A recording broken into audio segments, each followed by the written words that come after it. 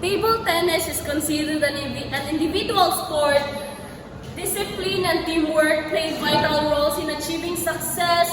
Discipline that allows develop our necessary skills, mental fortitude, and strategic thinking, while teamwork provides support, motivation, and opportunities for learning and growth. Two benefits of table tennis: build strength, speed, and agility without risking serious knee injury.